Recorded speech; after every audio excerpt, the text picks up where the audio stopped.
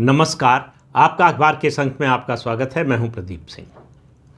एक हिंदी फिल्म का गाना है, उनकी पहली नज़र क्या असर कर गई, एक बिजली गिरी और मैं मर गई, मुझको क्या हो गया ये खुदा जाने। अब आप कहेंगे कि इसका संदर्भ क्या है। संदर्भ है अमेरिका में जो सुप्रीम कोर्ट का फैसला आया है। तो इसमें थोड़ा बदलाव कर दें तो सुप्रीम कोर्ट के पहले फैसले, इस टैरिफ के संबंध में पहले फैसले से डोनाल्ड ट्रंप पर एक बिजली गिरी है। और लेकिन वो ये नहीं कह रहे हैं कि बिजली गिरी और मैं मर गई या मुझे क्या हो गया है या खुदा जाने। वो कह रहे हैं कि मेरे पास प्लान बी है और वो कह रहे हैं कि मैं छोड़ूंगा नहीं।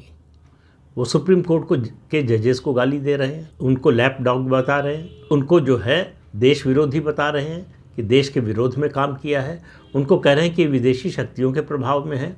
और ये समझ लीजिए अमेरिका में जो सिस्टम है वहाँ सुप्रीम कोर्ट के जजेस के अपॉइंटमेंट जो है वो राजनीतिक दल या जो सत्ता में होता है वो करता है। और इस समय सुप्रीम कोर्ट के जजेस में मेजॉरिटी रिपब्लिकन पार्टी के समर्थक जजेस की है।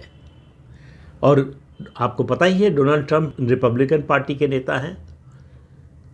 इसके बावजूद ये 6-3 से फैसला आया है। 9 जजेस की बेंच थी, 6 ने एक फैसला दिया, 3 ने डिसेंटिंग फैसला दिया।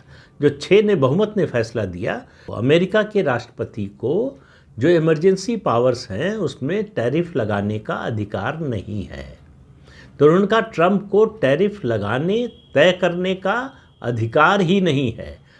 उन्होंने अपने फैसले में कहा कि टैरिफ या कर लगाने का अधिकार हमारे संविधान निर्माताओं ने एग्जीक्यूटिव को नहीं दिया है। वो अधिकार संसद के पास है, यानी कांग्रेस के पास है। कांग्रेस ही इसके बारे में फैसला कर सकती है, एग्जीक्यूटिव ऑर्डर से ये नहीं हो सकता। दूसरा, जिस इमरजेंसी पावर का इस्तेमाल करके उन्होंने टैरिफ लगाया, सुप्रीम कोर्ट का कहना है कि उसकी कोई परिस्थिति नहीं थी। सवाल पूछा कि जिन देशों पर टैरिफ लगाया है क्या वो हमसे युद्ध में है। ये युद्ध की विशेष परिस्थिति में ये स्पेशल पावर मिली हुई, इमरजेंसी पावर अमेरिका के राष्ट्रपति को मिली हुई है, और वो भी सैंक्शंस लगाने की, कर लगाने की नहीं। दूसरा, अमेरिका में सवाल पूछा जा रहा है कि भाई ये जो आप टैरिफ लगा रहे हैं, तो एक मोटा अंदाज़ा है कि अब तक इस टैरिफ से 164 या 174 बिलियन डॉलर की आमदनी हो चुकी है अमेरिका को। वो पूछ रहे हैं कि ये पे कौन कर रहा है। 2 लोग, जो अमेरिका के इम्पोर्टर हैं, दूसरे देशों से जो सामान मंगाते हैं वो पे कर रहे हैं, और कंज्यूमर, इम्पोर्टर जितना पास ऑन कर रहा है कंज्यूमर को, वो कंज्यूमर पे कर रहा है। मतलब आप अमेरिका के इम्पोर्टर्स और अमेरिका के आम नागरिक पर टैक्स लगा रहे हैं। दूसरे देशों का जो एक्सपोर्ट कर रहे हैं उनका नुकसान ये है कि उनका एक्सपोर्ट कॉम्पिटिटिव अगर नहीं होगा तो कम एक्सपोर्ट कर पाएंगे, तो उसकी वजह से नुकसान होगा। उनके यहाँ अगर उनको ऑर्डर कम हो जाएगा तो मैन्युफैक्चरिंग कम होगी, तो एम्प्लॉयमेंट पर असर पड़ेगा। वो एक दूसरा पक्ष है। लेकिन अमेरिका के लिए ये किसी तरह से बहुत ही अनुकूल परिस्थिति नहीं है जो ट्रंप कर रहे हैं। लेकिन ट्रंप का कहना है कि हमारे पास प्लान बी है और हम दूसरे तरीक़ों से इस टैरिफ को जारी रखेंगे। अभी सुप्रीम कोर्ट का फैसला आने के तुरंत बाद उन्होंने 10% टैरिफ लगाने की घोषणा कर दी। यानी अब समझिए, अब भारत के संदर्भ में बात करते हैं। भारत पर अमेरिका ने, ट्रंप ने 50% टैरिफ लगाया था, 25% रेसिप्रोकल और उसके अलावा 25% रूस से तेल खरीदने पर पीनल टैरिफ लगाया था। तो पीनल टैरिफ जब फ्रेमवर्क तैयार हुआ ट्रेड डील का तो वो हटा लिया। जो 25% रेसिप्रोकल टैरिफ था उसको 18% कर दिया, लेकिन उसका एग्जीक्यूटिव ऑर्डर अभी तक साइन नहीं हुआ है। मतलब आज की तारीख में जिस समय आपसे मैं बात कर रहा हूँ, उस समय अमेरिका की ओर से भारत पर जो टैरिफ है वो 25% ही है। लेकिन सुप्रीम कोर्ट के इस फैसले के बाद 10% हो जाएगा, जो डोनाल्ड ट्रंप ने नए नियम के तहत, नए प्रावधान के तहत लगाया है। तो प्रैक्टिकली, और ये टैरिफ भी जो है केवल 150 दिन के लिए है। अमेरिकी राष्ट्रपति परपिचुअली नहीं लगा सकते इस तरह का टैरिफ। तो 10% टैरिफ जो है 150 दिन के लिए है। यानी हमारे एक्सपोर्टर्स के पास 150 दिन का समय है कि 10% टैरिफ देकर अमेरिका में अपना माल भेज सकते हैं, सामान भेज सकते हैं। ये बहुत जो है बड़ा बूस्ट है हमारे एक्सपोर्ट्स के लिए और हमारे एक्सपोर्टर्स के लिए। और पूरी दुनिया में जिन देशों ने अमेरिका से ट्रेड डील नहीं की है उन सब पर 10% टैरिफ लगेगा, और जिन्होंने ट्रेड डील कर ली है अब उनका मामला फंसा हुआ है। जैसे यूरोपियन यूनियन पर 15% है और उन्होंने डील कर लिया था, तो उनका क्या होगा? 10% हो जाएगा या 15% रहेगा? अगर सुप्रीम कोर्ट के फैसले की नज़र से देखें, वो तो टैरिफ लगाने का ट्रंप को अधिकार ही नहीं था, उन्होंने अपने अधिकार क्षेत्र से बाहर जाकर टैरिफ लगाया, तो वो भी 10% हो जाना चाहिए। लेकिन उससे बड़ा एक सवाल जो पूछा जा रहा है कि ये जो पैसा बिलियंस और डॉलर्स जो इकट्ठा किया है ट्रंप ने इस टैरिफ से, वो उस पैसे का क्या होगा? क्या अमेरिका जिन देशों पर ये टैरिफ लगाया था उनको वापस करेगा? इस पर सुप्रीम कोर्ट ने कुछ नहीं कहा है। तो इसके बारे में जो है दुविधा बनी हुई है कि इस पैसे का क्या होगा, वापस होगा या नहीं होगा। नहीं होगा तो उसका क्या नतीजा होगा, होगा तो क्या नतीजा होगा। अगर वापस होगा तो ये भारत के लिए और जितने भी देशों ने टैरिफ चुकाया है, दिया है, वो उनके लिए फ़ायदे की बात है। अगर नहीं हुआ है तो जो हम दे चुके हैं वो नुकसान तो हम उठा चुके हैं, भविष्य में नहीं होगा। ट्रंप को बड़ी उम्मीद थी कि इससे वो अमेरिका की वित्तीय स्थिति सुधार लेंगे। अनुमान जो लगाया जा रहा था कि अगले 10 साल में इस टैरिफ का रेट उन्होंने तय किया है उससे $3 ट्रिलियन की आमदनी होगी। अब उनका पूरा सपना चकनाचूर हो गया है। सुप्रीम कोर्ट में उनकी ओर से जो वकील पेश हुए उन्होंने कहा जो व्यापार घाटा है इस समय अमेरिका का, वो एक इमरजेंसी सिचुएशन है, इसलिए प्रेसिडेंट को इमरजेंसी पावर्स हैं ऐसे टैरिफ लगाने की। सुप्रीम कोर्ट ने कहा ऐसी कोई पावर प्रेसिडेंट के पास नहीं है। उनको टैरिफ लगाना है तो उनको कांग्रेस में जाना पड़ेगा, यानी संसद में जाना पड़ेगा, वहाँ से उनको जो है मंजूरी लेनी पड़ेगी। अब अमेरिका में स्थिति ये है कि चाहे डेमोक्रेट हो या रिपब्लिकन, ट्रंप के इस व्यवहार से, इस मनमानेपन से, इन तुगलकी फरमानों से सब नाराज़ है। मैंने सुप्रीम कोर्ट का बताया कि मेजॉरिटी जो है जजेस की वो रिपब्लिकन है, मतलब रिपब्लिकन पार्टी के अपॉइंट किए हुए उनके प्रति सिंपैथी रखने वाले। फिर भी फैसला ट्रंप के खिलाफ आया है। ट्रंप इसे शर्मनाक कह रहे हैं। अब भारत की ट्रेड डील फाइनल होने वाली है। सोमवार को भारतीय डेलीगेशन जाने वाला है अमेरिका, जो ट्रेड डील का फ्रेमवर्क तैयार हुआ है उसको अंतिम रूप देने के लिए। अब सवाल ये है कि भारत का डेलीगेशन जाएगा या नहीं। दुनिया के बहुत से एक्सपर्ट्स का कहना है कि भारत को अभी चुपचाप बैठ जाना चाहिए, थोड़ा समय का इंतज़ार करना चाहिए कि सुप्रीम कोर्ट के इस फैसले का असर क्या होता है और उसके बाद ट्रंप क्या करते हैं। अभी जल्दबाजी में कोई फैसला नहीं करना चाहिए। ट्रंप से पूछा गया, एक सवाल पूछा गया है सुप्रीम कोर्ट के फैसले के बाद कि भारत से जो ट्रेड डील होने वाली है उस पर इसका क्या असर पड़ेगा। तो उन्होंने कहा भारत से जो ट्रेड डील होने वाली है उस पर इसका कोई असर नहीं पड़ेगा, वो वैसे ही होगी। जिस पर सहमति बनी है, जिन बातों पर, वो सहमति बनी रहेगी और ट्रेड डील साइन होगी। लेकिन भारत के हित में ये है कि भारत इसको थोड़ा डिले करे, और अब इस सुप्रीम कोर्ट के फैसले से भारत की जो बार्गेनिंग पावर है वो बढ़ गई है। अब भारत जो है चाहेगा कि ट्रेड डील के कई मुद्दे रीनेगोशिएट हों, और जाहिर है कि ये बात ट्रंप को बिल्कुल पसंद नहीं आएगी, लेकिन वो कुछ करने की हालत में नहीं है। उन्होंने भारत के खिलाफ जो जो कर सकते थे सब कर लिया, और वो लगातार भारत के खिलाफ जहर उगलने का काम कर रहे हैं। कभी प्रधानमंत्री का मजाक उड़ाते हैं, और दुनिया में कोई ऐसा देश नहीं जिसके राष्ट्रीय अध्यक्ष का उन्होंने मजाक न उड़ाया हो। दूसरी बात यह है कि ट्रंप का कोई भरोसा नहीं, कौन विश्वास करेगा ट्रंप पर। आज डील हो जाए, इस बात की गारंटी कोई दुनिया में दे सकता है क्या कि 2 महीने बाद ट्रंप कहेंगे कि नहीं, ये डील मुझे पसंद नहीं आई, इसको हम बदलना चाहते हैं। तो ऐसे अनिश्चितता के माहौल में भारत ने अभी तक जिस तरह का धैर्य दिखाया है, ट्रंप ने 50% टैरिफ लगा दिया, ट्रंप भारत की इकॉनमी को डेड इकॉनमी बोलते रहे, उसके अलावा उन्होंने एक नया झूठ बोला है, बिल्कुल ताज़ा। जब ऑपरेशन सिंदूर हुआ उसके बाद उन्होंने पहले तो दावा किया कि हमने युद्ध रुकवा दिया, उस मामले में भारत की ओर से पुरजोर खंडन किया गया।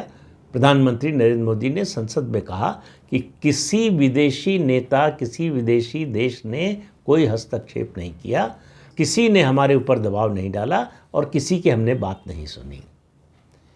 तो जब बात कही नहीं गई तो सुनने का क्या सवाल। लेकिन ट्रंप अपने इस झूठ को दोहराते रहे।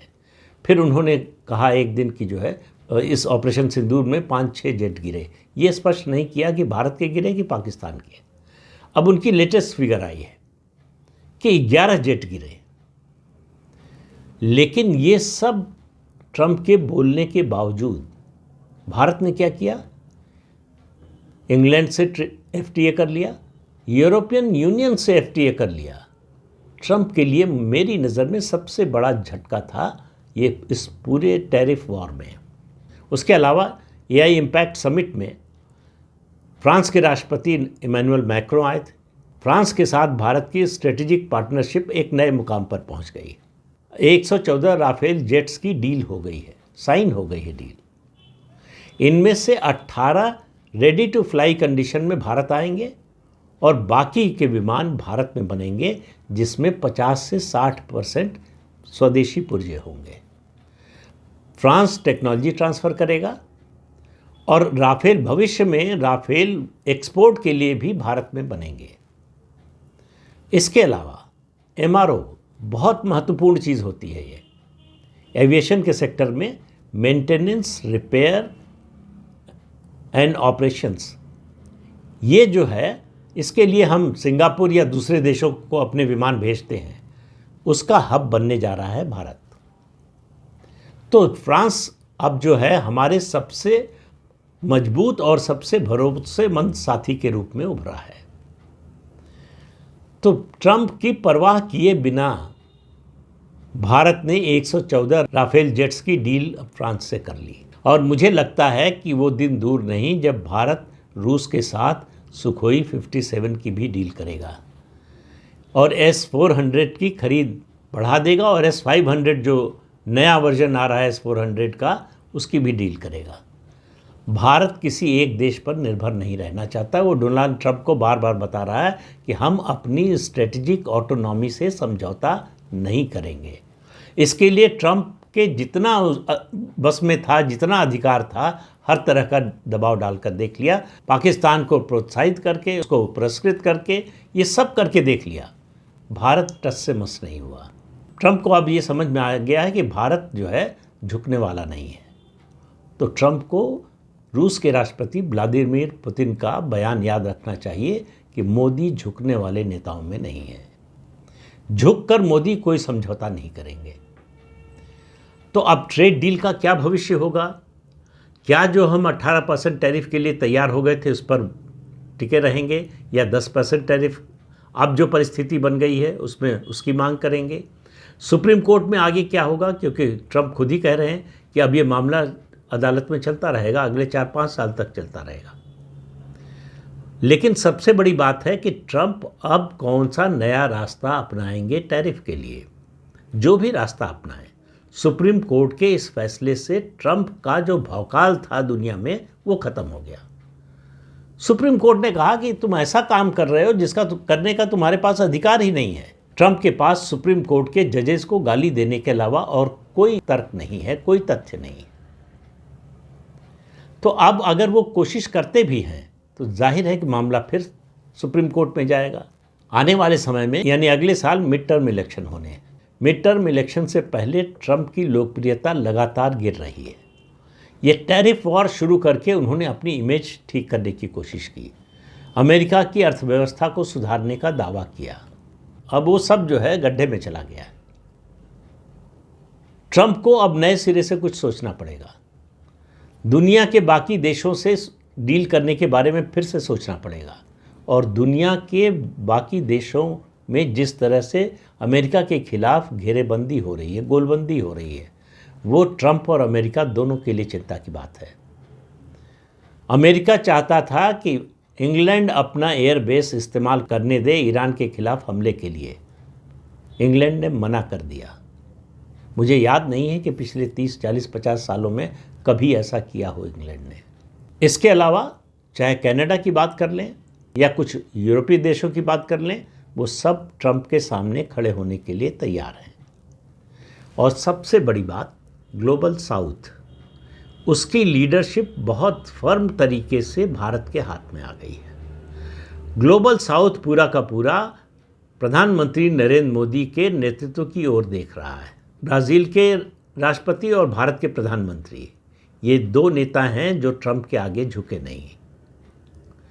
तो ये दो नेता हैं जो विश्व की जो नई व्यवस्था बन रही है उसमें नया रास्ता दिखा सकते हैं। अब जो ग्लोबल व्यवस्था बनने जा रही, नई व्यवस्था बनने जा रही है, उसमें अमेरिका की भूमिका खत्म नहीं हो सकती है। बहुत ताकतवर देश है, आर्थिक रूप से भी, सैन्य रूप से भी। तो लेकिन उसका महत्व घटना शुरू हो जाएगा। अमेरिका और ट्रंप के सामने समस्या ये है कि उनकी जो हथियार बनाने वाली कंपनियां हैं वो अमेरिका की जो अर्थव्यवस्था की बैकबोन है, कई बैकबोन है, उनमें से एक है, बहुत प्रमुख है। तो अमेरिका को दुनिया में कहीं ना कहीं युद्ध होते रहना यही फायदेमंद है उनके लिए, नहीं तो खरीदेगा कौन हथियार। तो इसलिए आप देखिए ईरान का फ्रंट खुला हुआ है। लेकिन अब सुप्रीम कोर्ट के फैसले के बाद अगर ईरान पर हमला करते हैं ट्रंप, तो अमेरिका के लिए जो भी ईरान का जो भी हो, बचे न बचे वो अलग बात है, अमेरिका का बहुत बड़ा नुकसान होने वाला है। क्योंकि अगर हर्मुज स्ट्रेट को कुछ दिन के लिए, 2 हफ्ते के लिए भी ईरान बंद कर सकता है, वो उसके एक छोर पर उसका आधिपत्य है या वहाँ प्रभावी है, तो तेल के दाम आसमान छूने लगेंगे दुनिया में। अभी भी बढ़ रहा है, $71-72 पर बैरल पे पहुँच गया है। तेल के दाम बढ़ने का मतलब है पूरी दुनिया में महंगाई का बढ़ना। हमारे लिए भी नुकसानदेह है, लेकिन ऐसा कोई देश नहीं है जिसके लिए नुकसानदेह नहीं होगा। तो क्या ये जोखिम उठा सकते हैं डोनाल्ड ट्रंप? जोखिम उठाएं ना उठाएं, उनका 1.5 साल के कार्यकाल में जो रुतबा बना था, जो हनक बनी थी, जो ऑरा बनाया था उन्होंने, वो ऑरा चकनाचूर हो चुका है। अमेरिका के सुप्रीम कोर्ट ने बताया है कि आप दूसरे राष्ट्रपतियों की तरह सिर्फ राष्ट्रपति हैं, आप इस देश के राजा नहीं हैं, आप इस देश के डिक्टेटर नहीं हैं। आप अपनी मर्जी से दुनिया नहीं चला सकते, अपनी मर्जी से अमेरिका को चला सकते हैं, वो भी संविधान के दायरे में। तो संविधान का आईना दिखाया है सुप्रीम कोर्ट ने डोनाल्ड ट्रंप को। अब देखना है कि इसके जवाब में डोनाल्ड ट्रंप क्या करते हैं। उनके लिए मुश्किलें आने वाले समय में और बढ़ने वाली हैं। तो इस अंक में इतना ही, अगले अंक में फिर मिलेंगे किसी नए मुद्दे के साथ। तब तक के लिए अनुमति दीजिए। आपसे अनुरोध है कि ये चैनल देखिए, शेयर कीजिए, लाइक कीजिए और सब्सक्राइब जरूर कीजिए। नमस्कार।